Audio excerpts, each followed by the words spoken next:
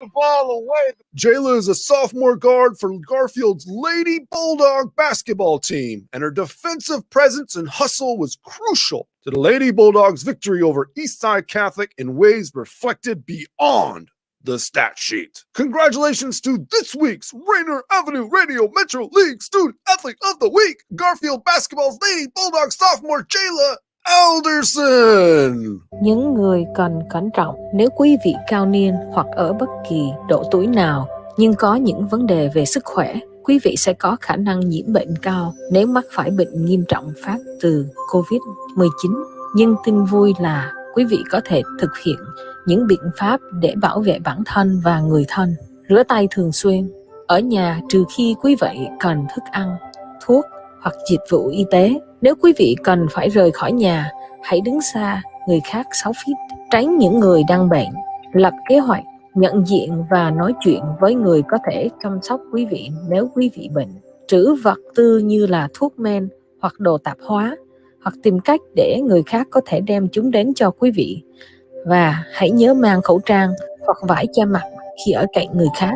Để biết thêm thông tin, vui lòng liên hệ Seattle King County Public Health, cơ quan sức khỏe cộng đồng King County, Seattle, 206-477-3977. Would you like to see when your favorite Rainier Avenue Radio show comes on? Check out our show schedule, updated weekly at rainieravenue.radio.world.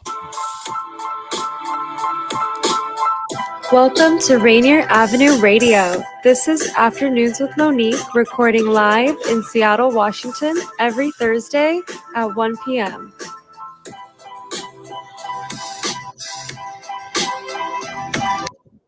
Good afternoon, Seattle. This is Monique Lee, streaming live from Seattle, Washington. This is Afternoons with Monique on Rainier Avenue Radio. It is Mother's Day weekend coming up, and I have a very special guest coming on the show today. Bruce Harrell is a longtime accomplished member of our community. He was an attorney. He was a football star at the University of Washington. He was a City of Seattle council member for a number of years and the president on the council. And now he is running for mayor for the City of Seattle. Please help me welcome to the show, Bruce Harrell. Thank you, Monique, for that warm introduction. Absolutely my pleasure to be here. Absolutely. I haven't seen you in a while. How are you? Well, I'm doing what everyone else is doing, and that is doing the best we could with the COVID restraints. I'm doing well. The family's well, and we're very excited about our campaign for the mayor of City of Seattle. So we're doing outstanding. That's awesome. Well, the first thing on the show, I always like to know, just in case some of our audience doesn't know who you are. Of course, we all know who you are, but, a few of us may not. Can you tell us a little bit about your history in Seattle? Were you born and raised here? Did you go to school here? I did. I was born on Capitol Hill in a hospital that was once known as Cabrini Hospital, and there stands the Cabrini Tower now. I remember. Yes. And actually my African-American grandmother was in the OBGYN unit. Her name was Lillian Harrell. And so she was the nurse on duty when I was born here. So I went to local schools, T.T. Minor, Meany, and Garfield. I went to the same school that these two people went to.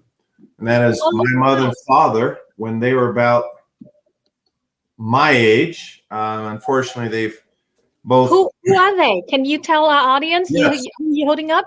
So that's Rose Harrell. Her maiden name is Rose Kabata. And Clayton Harrell, my father, my mother and father. Oh, okay.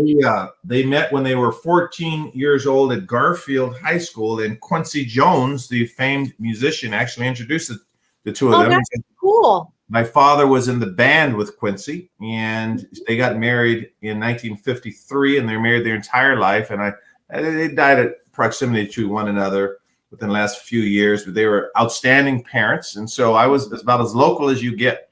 And attended University of Washington on a football scholarship, went to law school on a NC2A scholarship as a result of being an academic All-American, practiced law in the Seattle area, primarily working with small businesses and people in the workplace who needed help, did a lot of civil rights work.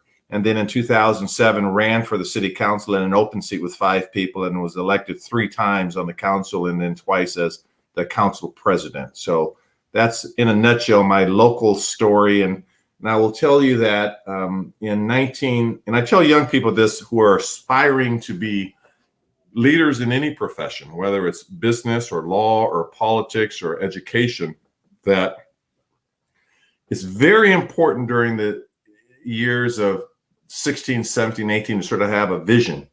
And the vision could change, but to have a vision and to have people around you that could help achieve that vision. And I produced, and I'll show you, let me just grab an article here.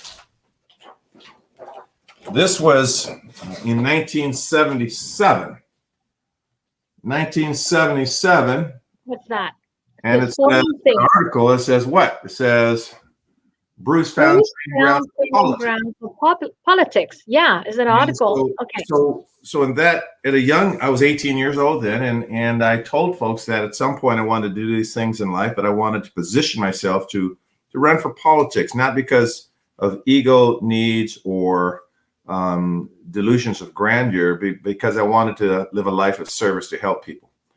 And I think it's always appropriate for people to live a life of service before you think you could presume that you could be a strong elected leader. That, show a life of service first, and then hopefully be in a position to possibly lead.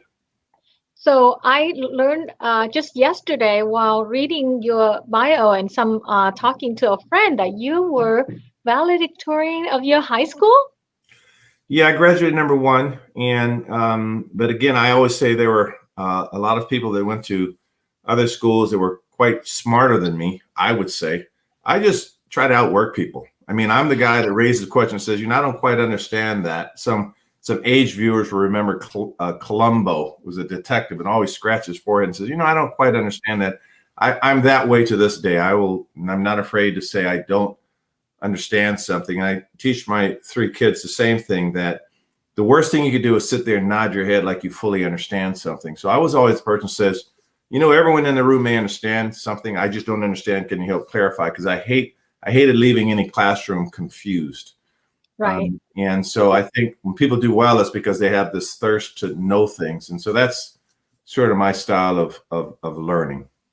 Well, I find it very fascinating because, when I was saying this to my friend, I said, Bruce had a really long history of leadership, even from the very young age. I mean, he has athletic abilities, he has leadership abilities, not only that, he has academic abilities. So he's a pretty well-rounded individual. It's not easy to find an individual that has so many different facets like you do. So that's why I thought you would be a very excellent person for me to invite on Afternoons with Monique, where I say interesting people talk about interesting stuff. And, what do you think about that history from the very early age, which I have a 17-year-old. And of course, she's, going to high school, Nathan Hale. And I teach her, habit has to be formed from a very early age. These things, like you said, 16, 17-year-old, they should have a direction in their lives. I couldn't agree more. And one of the platform ideas that we are going to implement, if I'm so lucky to be the mayor, is we're going to have what I call mentoring on steroids in Seattle, that we're going to find a way to bring in all kinds of people from all kinds of backgrounds and socioeconomic levels to bring their talents and their gifts to younger adults. Because I know for a fact, one of the things that helped me is my mother and father, while I think the greatest parents on earth for me, they did not have the luxury to go to college.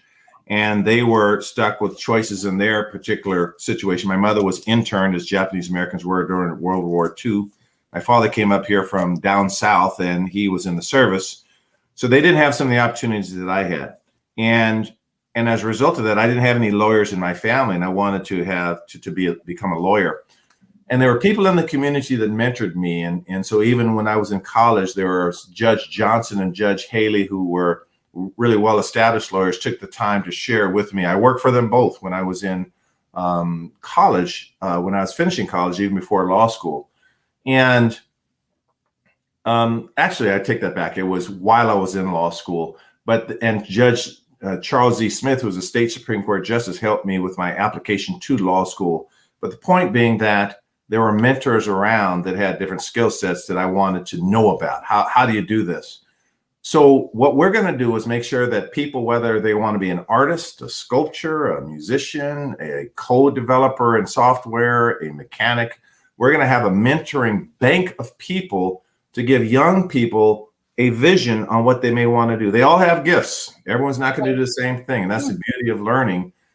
But it's going to be critically important for young people to have mentors and coaches and counselors that even have different skills than their own parents, because their own parents are going to just perpetuate what they know. But you want to open that up, right? So that was a result of a lot of the success that I've enjoyed. And I that's going to be a policy for the city, structure around this mentoring program that you'll see that is not being done as we speak. That sounds great. Now, you're running for mayor coming up, and you were in the city council for Seattle City for 12 years. And now you decided, but then you didn't decide to run at the time. When you finished your 12 year, what changed in your life and the governance of Seattle that you want to be mayor now? Well, I was happily retired, I should say, but I became unhappily in the sense of unhappily, I should say, engaged in issues that I never thought I'd see in our lifetime. That there's now new conversations about race and social justice. Unlike we've had in the last 20 or 30 years, there's new conversations about police reform. Certainly for decades and decades, we've talked about unreasonable use of force and police brutality, but now people are smartly even looking at the origins of a police force and do we even need a badge and a gun to show up at certain situations? So, and business revitalization. For the first time in my life, I would walk downtown and see plywood after plywood after plywood on a building. And I think one of the remnants of COVID is it taught all of us how fragile life is and how fragile our economy is and our city is. And so there's a whole new conversation, if you will, about what needs to be done. And that's what got me excited. And I had just literally hundreds and hundreds of people saying, well, Bruce, I've worked with you on this. I've worked with you on that. The ability to tackle and change the paradigm on race and social justice discussions, to be able to help small businesses really come into their own, whether it's access to capital, strategic planning, social media experts, and to be able to get people off the bench in Seattle that really want to give. I mean, I have relationship capital throughout the city and be able to share that with deserving people. He said, it's time for you to run. And I thought long, hard about it. And I got to tell you, I'm as excited as I've never been about anything, about the opportunities in front of us. But certainly these are unprecedented times. And so I think we need unprecedented leadership. Now, you touched on some of the relationship capitals and other resources. It sounds like you have built a coalition and a lot of grassroots support groups in the community that you would be able to tap if you do win the race for mayor position. But what do you think are the experiences and qualities that you have to run a city of almost 10,000 employees while working with a city council that can be diverse in opinion and may not be the easiest to work with? Well, that is true. Now, I've worked with many organizations, and if anyone's worked with me in a group of 3 or a group of 100 or 200, they know for a fact I never come in saying, I'm the leader. That's not my style. I come in listening. In the Japanese culture, as an example, I'll take this glass of water. You never pour your own water first. You always Offer. Pour someone else's water first. And many cultures enjoy that tradition. And my style of leadership is I never come in arguing what my position is or what it should be. I come in wanting to understand others.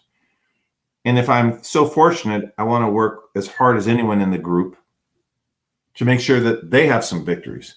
So when it relates to the city council, I'll be very intentional about building relationships up with council members and find out what victories I can give them. Politicians love credit. And what credit can they have for achieving their goals? There may be some that are more passionate about one area of our political ecosystem than I am and might be more talented at that. So my style of leadership, Monique, is one where and it sounds a little corny, but I always put the team first. And anyone that works with me knows that I don't need the credit. I've been fortunate enough in life to get enough credit for many things. I'm truly doing this as a labor of love. And so working with the council for me will be, I think, somewhat easier than community leaders, because I will always listen first. I will do my research, and I want others to succeed as well. Usually people are just arguing over tactics. I don't question anyone's intent or their integrity. I think they may want to achieve defeating homelessness or better educating our kids, but perhaps we just have a different strategy. So let's just talk strategies. I don't have to attack the person. And there's just too much of that going on in Seattle. Way too much of that. Too much ego. Some of that. Much ego. Everyone wants to be the hero. Well, we don't need heroes. We need outcomes. And again, I think what sets my candidacy as apart is not only do I say that, I've lived that. I'm chairman of the board of a few organizations, and everyone that works with me will know, number one, I have to set the pace. I have to lead by example, but I always solicit ideas and listen to them. The worst thing I think a leader can do is surround themselves with people who will always agree with their position. They won't push back. You have to have that pushback to get it. That's what diversity is. You have to have those diverse perspectives around you. Absolutely. I appreciate that. What do you think are the three most significant issues facing Seattle today, and how do you intend to resolve them as mayor? So the themes that are coming up on this particular election cycle are going to be homelessness is dominates the discussion. What can we do about that? So I'll loop back on our plan. Police reform for the first time, and I talked about that earlier, about what a new police department in 2022 should look like. And business recovery, small business recovery in particular, in business districts who are really struggling. And we have to also recognize that a lot of them were having challenges even pre-COVID. COVID exacerbated the problems. And they were having challenges because, you take a company like Amazon or any other e-commerce company, that a lot of them are causing stress on the brick and mortar institutions, and there are public safety issues that will affect foot traffic around certain areas. I was downtown yesterday around the Wild Ginger restaurant talking to its owner. Mm-hmm. And, he's not open, but his place is surrounded by tents. And he was saying, Bruce, I don't know how I could get patrons in here when this is the condition that they have to face. And he said, well, I'd like these people housed, but he recognized that they had no money for housing and no place to go and no plan. So those three areas. And so what I'm going to do about it, and I could talk literally for an hour on each subject.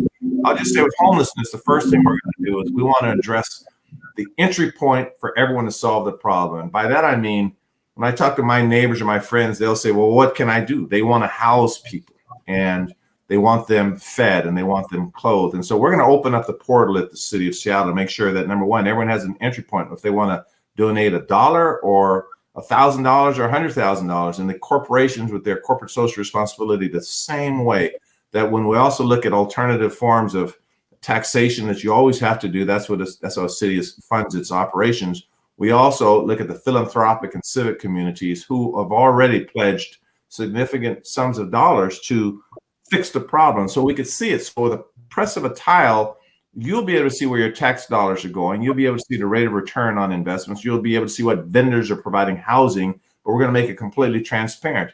The other portion of that is I'm going to change the structure of the city's budget and put $10 million in each of the city council members' budget, such that they can work with local communities, and whether that's small business development or homelessness or fixing potholes, whatever they want, they're going to listen and work and partner with the communities, make sure those community needs are met.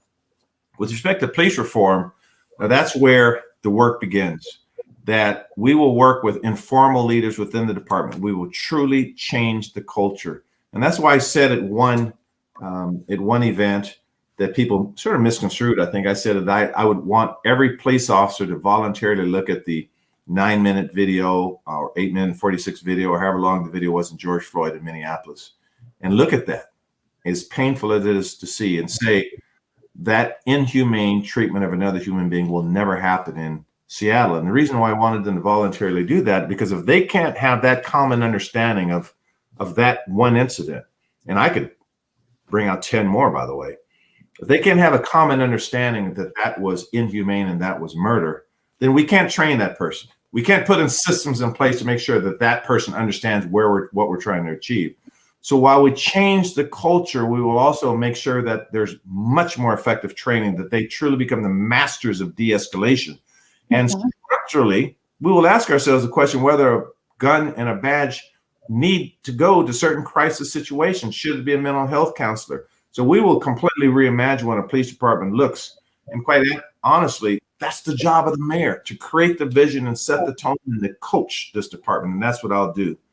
And last, with respect to business recovery, you're going to see relationships between business to business that you've never seen before. We're creating in our office a Seattle Job Center. And the Seattle Job Center is going to be a portal by which, whether it's LinkedIn or Indeed or the Washington State Employment Office, you're going to see a portal by which you can see, number one, not where only are there jobs and business opportunities, but where there's training and resources available for that person to pursue the jobs.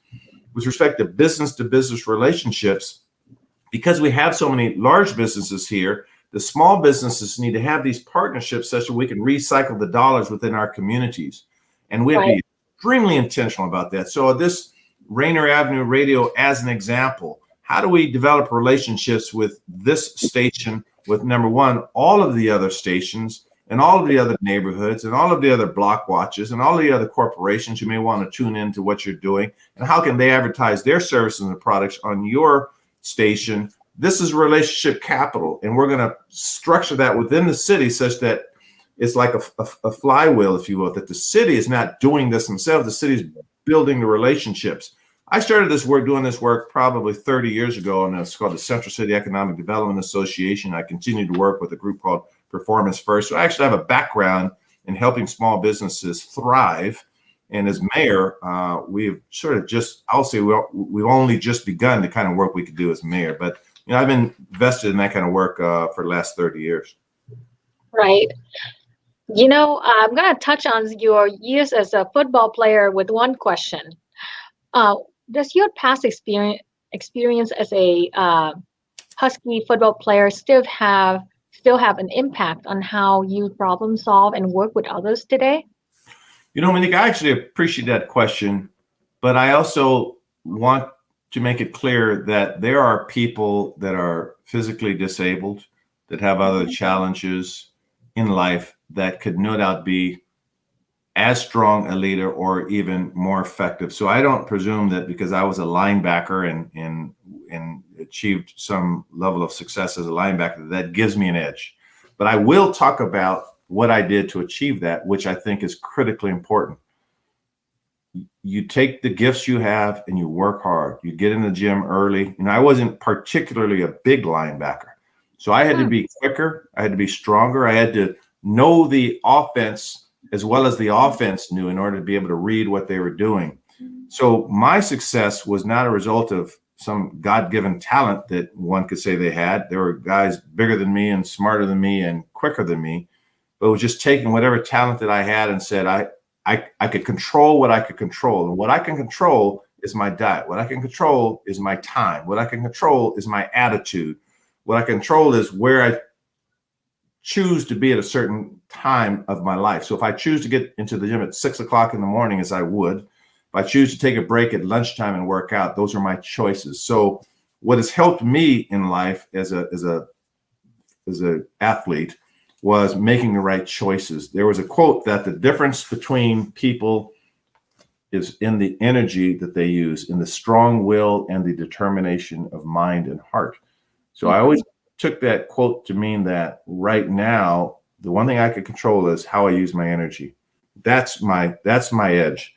I will use this energy to rebuild the city in many ways. And for people of color and underrepresented communities, I use those terms sometimes tongue in cheek, because I always say I don't like terms like a minority, because that automatically insinuates we are less than or underrepresented per se, although that's a common term. Because I say, we are represented well. I always try to use empowering terms.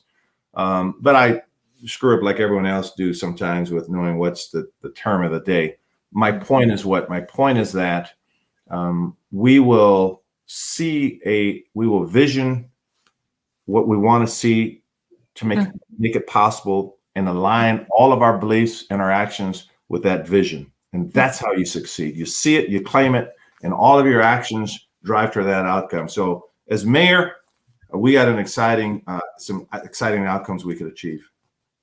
Sound like it takes discipline and intelligence to achieve a lot of your goals. And I'm very excited when I hear the plan that you share with the 3 most important critical things that you plan to do for Seattle. That got me very excited, and I can't wait to hear more and see more, and cross my fingers that some of these plans will become reality. I have one more question about the crowded primary in August here. With just 3 months to campaign, tell us what you will do to finish in the top 2 and qualify for the general election in November. Well, everything morally, ethically, and legally possible. So you will see me at grocery markets and coffee shops with teams of volunteers. And I will tell you that if anyone is interested in helping me, we welcome it. We have so much fun. We are starting a movement in my campaign. If you look at my endorsement list, you'll see quite a diverse group of people. Some people on the political left, the political right, right in the middle. And we're coming together and we're saying, number one, let's chase these vouchers down, because we're using the public finance system. So everyone has a voucher that they're mailing into our campaign side or to the ethics and election group. But I'm heavily into mentoring young folks too. And so I tell young folks, now's the time to get involved. And so we recruit every single day. We recruit. This election, like everything else in life, is very competitive, and we have to out hustle everyone. Now, I always tell folks that the greatest asset for a politician is authenticity, integrity, and vision. And, when you're born in a city like I am, people will call you out. And we have a voting record like I did for 12 years. People can see my legislative history, and we're proud of that. Mm-hmm. And people that are around me, particularly friends and family, they know how early I get up and how late I go to bed. And I do it because it's a labor of love. I would not have done this if I didn't love this city and love the people in it. I'm just excited about what we have as a possibility. And I tell your listeners, hey, we approach this with arms and hands wide open. So come and join us and let's have some fun. We'll be at a supermarket today at 4:00. They're right there in the Central District on Union and MLK and Union at the grocery outlet between 4 and 7 on Thursday, and today on the 6th. And then Saturday morning we'll be at another one. So I tell people, bring your kids, bring your grandkids. I'd be sure to do that. We have about 10 seconds left, maybe 30 seconds here. But what is your favorite memory of Mother's Day? Quickly.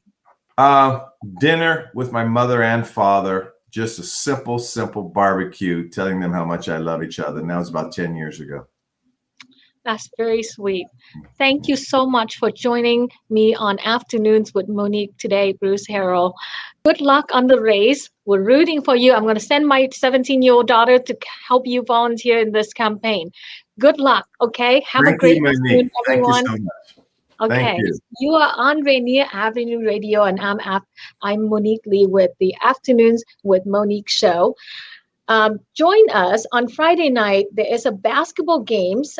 This is an announcement from the station. There's a basketball game between rivals Rainier Beach and Garfield, with girls at 5:45 p.m. and boys at 7:30 p.m. After my show here, we're going to have Shattering the Glass Ceiling. Please stay tuned and listen to our next episode of Shattering the Glass Ceiling. Thank you very much, everyone. Rainier Avenue